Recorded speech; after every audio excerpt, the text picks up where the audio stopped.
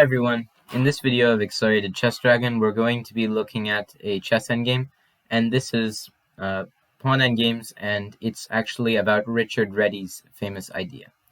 Now, what is this idea? It sometimes happens that a king outside the square of a passed pawn can still catch it. The win of missing the tempo, or even several tempi, is accomplished by the creation of accompanying threats, most often, though not exclusively, involved with supporting one's own passed pawn. And what this means is that even if you are unable to catch the pawn because your king is outside the square of the pawn, you are still able to catch it indirectly when you create another threat.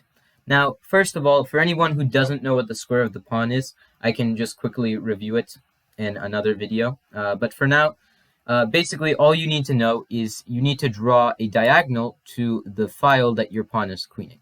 And essentially, you just need to complete the square. So just do that, and that is the square of the pawn. Basically, if your enemy's king can approach that square, or is at least in the square while the pawn is advancing, then you can stop the pawn. Otherwise, unfortunately, you cannot. But in this specific case, it's a bit different. The pawn can definitely not be stopped by the king if the king just tries to go after it. But white has a very nice plan, and I encourage you to pause the video and try finding out what Richard Réti thought in this position.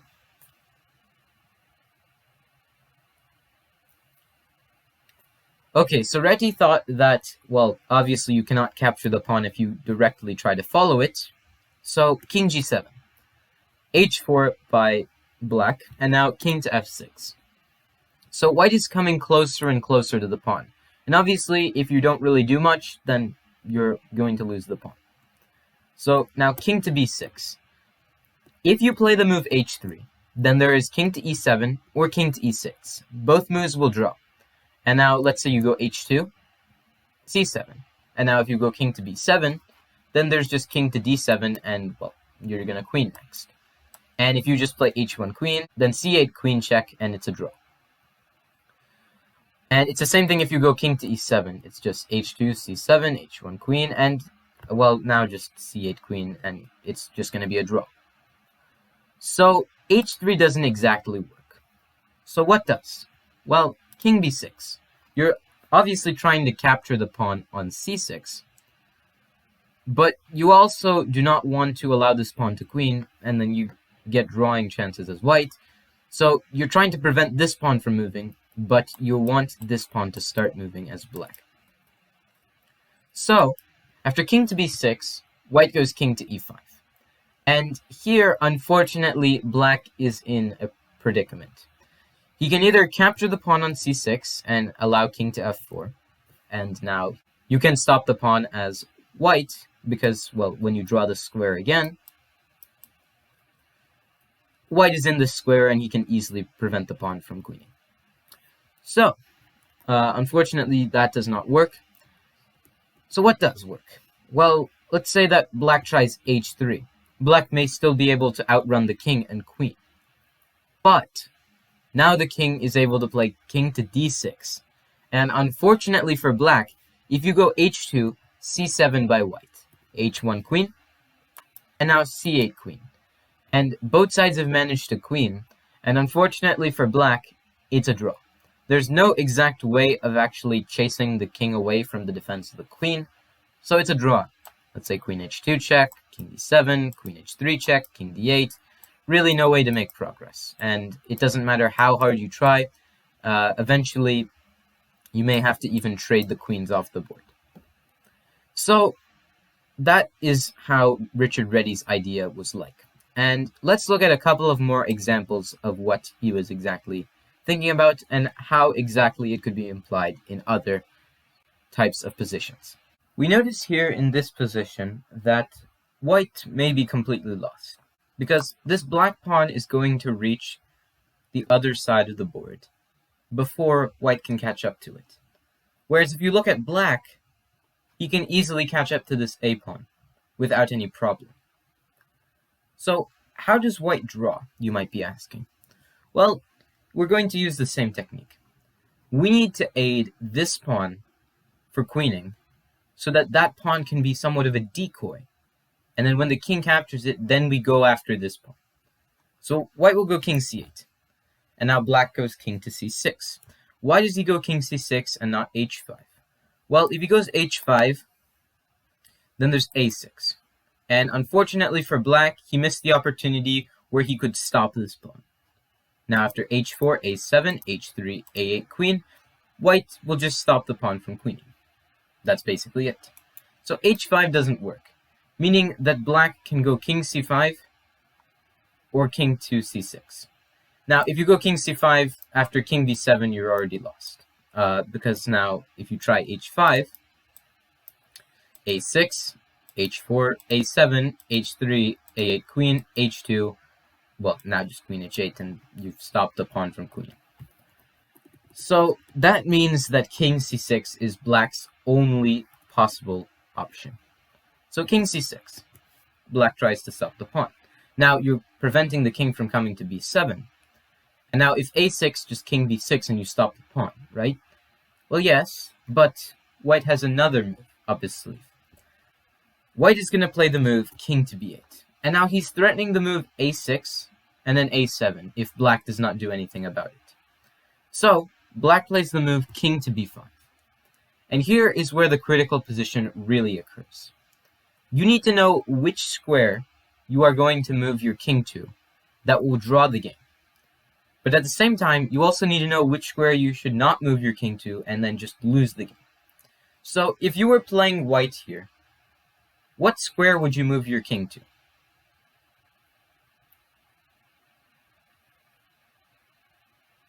Okay, so the correct king square is actually to b7. And why is that? Well, you're threatening to push the pawn to a6. And now, of course, if you don't care about the pawn advancing, then you're just going to let the pawn advance, queen, and then the pawn will actually stop your own pawn from queening as black. So this kind of forces black's hand to play king takes a5. But now, king c6.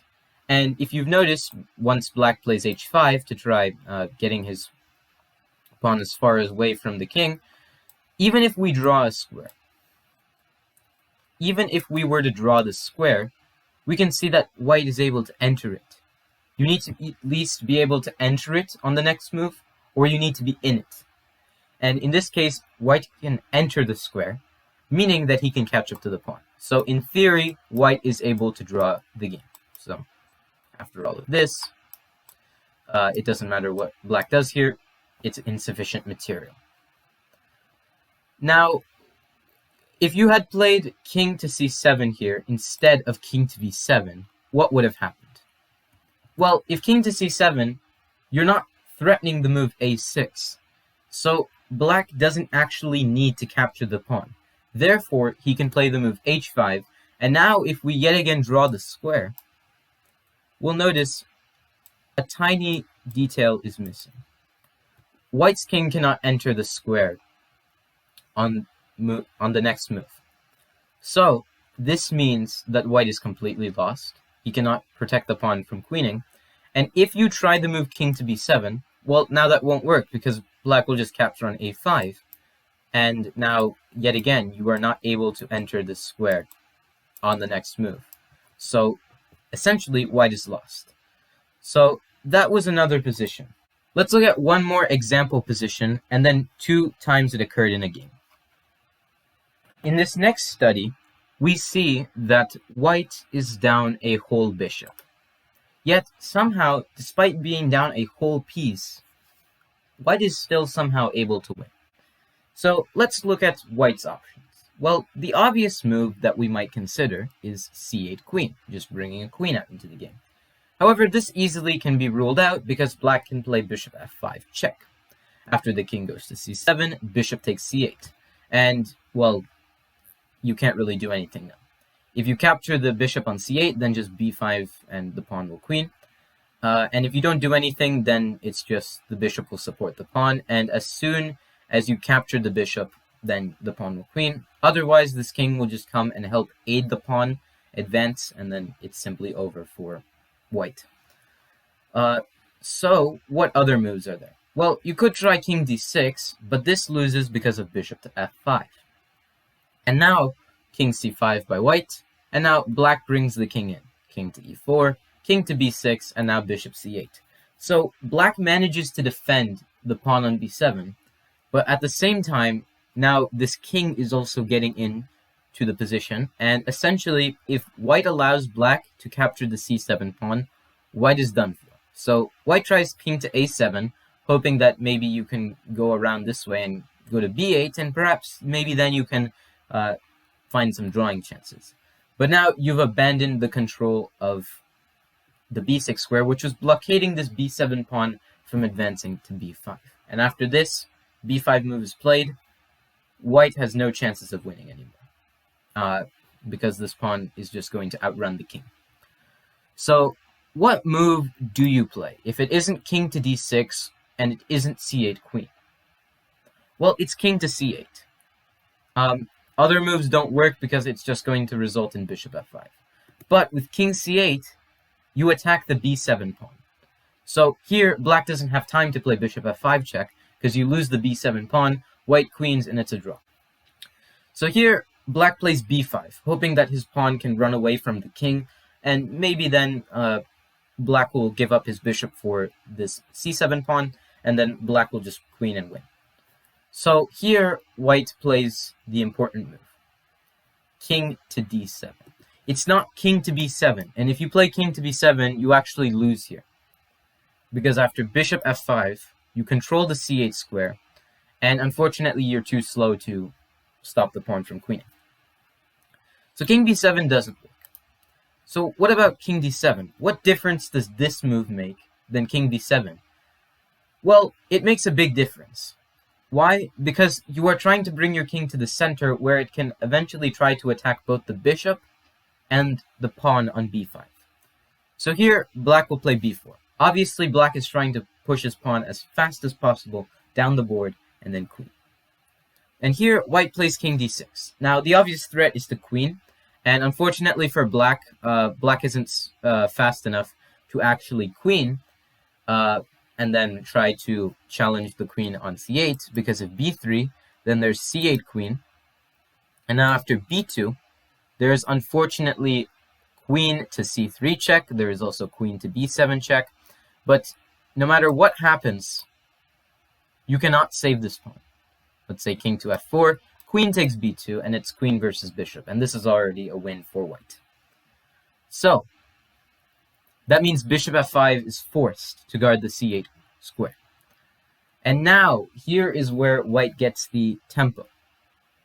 White is going to put an attack towards this bishop on f5. And it may not seem like much.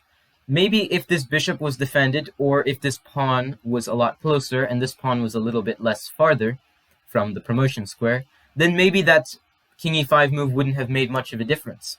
But because this pawn on c7 is on the verge of promoting, black can't take it as easy as before.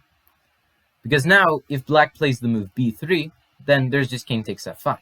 b2, c8 queen, b1 queen check.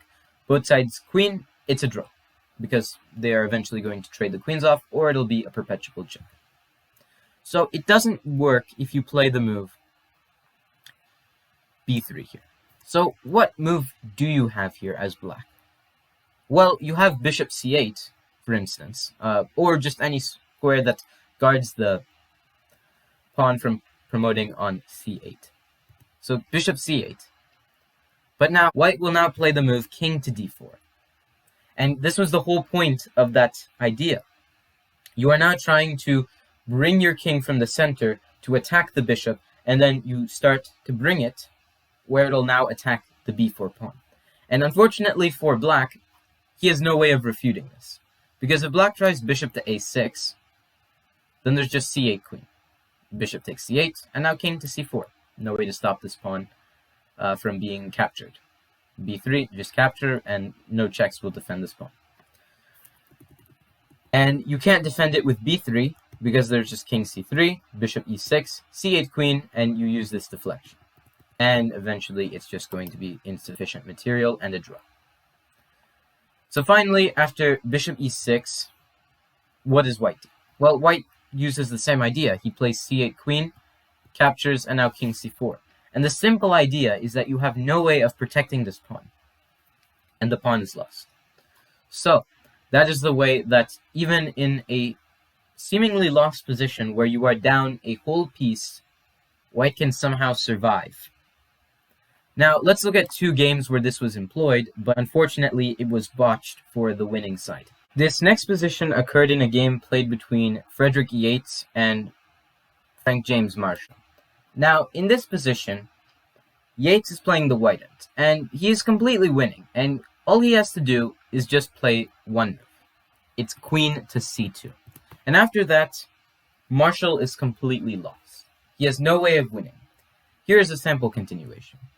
After queen c2, a3 would be played, and now king to c3.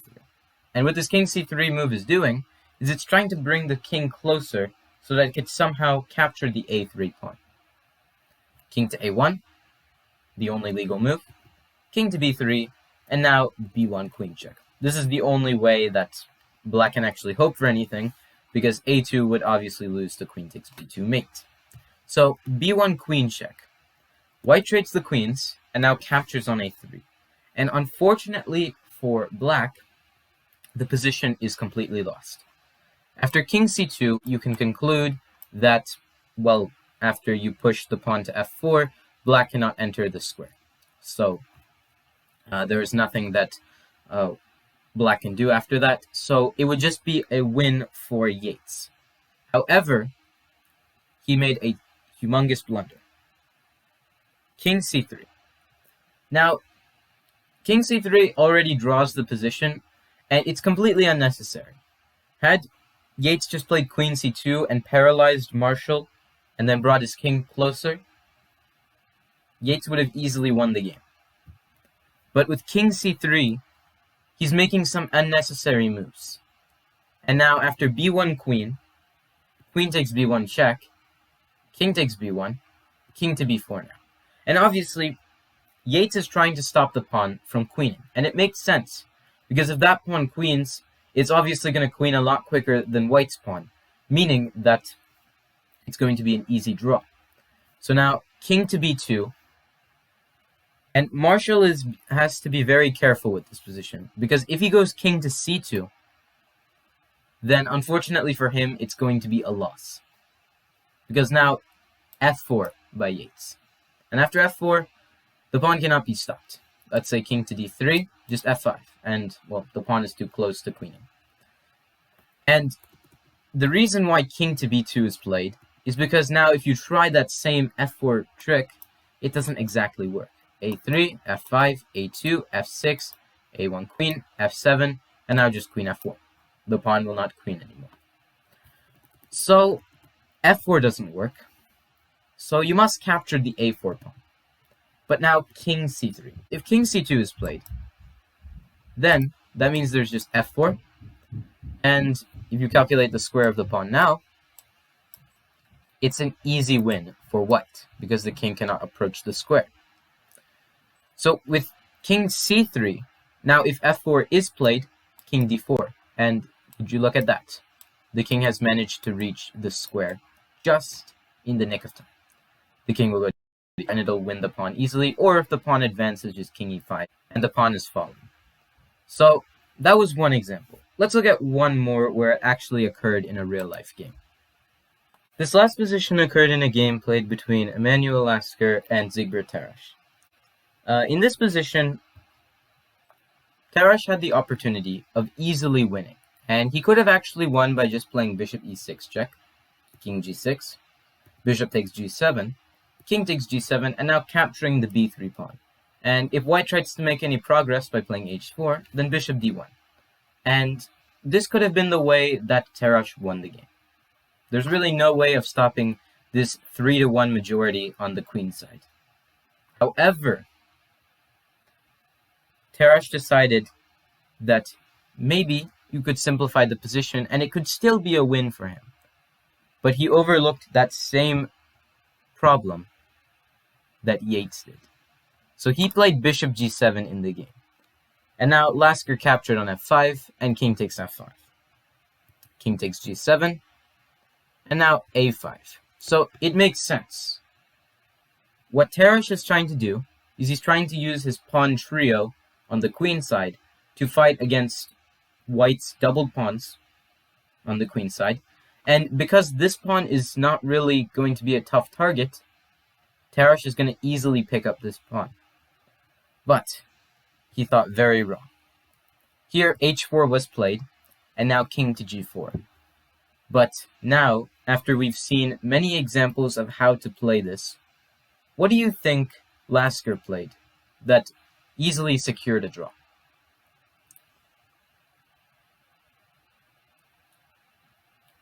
Okay, so Lasker played the move king to g6, and this draws because after king takes h4, now the king is approaching the queenside pawns. And unfortunately, it doesn't work in Tarash's favor. Instead of going king g6, if you had went king to f6, it wouldn't necessarily have been the same. Because now black goes c4, b takes c4, b takes c4, king e5, and now black can actually play the move c3. And the very neat thing about this c3 move is, if you play b takes c3, after a4, king d4, and now a3, white technically could have stopped the pawn, but because his own pawn is interfering, he is unable to play king c3, king b2, and then stop the pawn from queening on a1. It's just a very nice trick if king f6 was played. However, king g6 was played in the game, and after king h4, king f5, now here king g3 was played. Unfortunately for black, that same trick with c4 doesn't now work anymore, because b takes c4, b takes c4, king to e4. The king is approaching the pawns, but now if you try that same c3 trick, after b takes c3, a4, the king is going this way. It's going to go to d3, go to c2, and then block the pawn on b1. So basically what would happen is that the king, in this case, would outrun the pawn.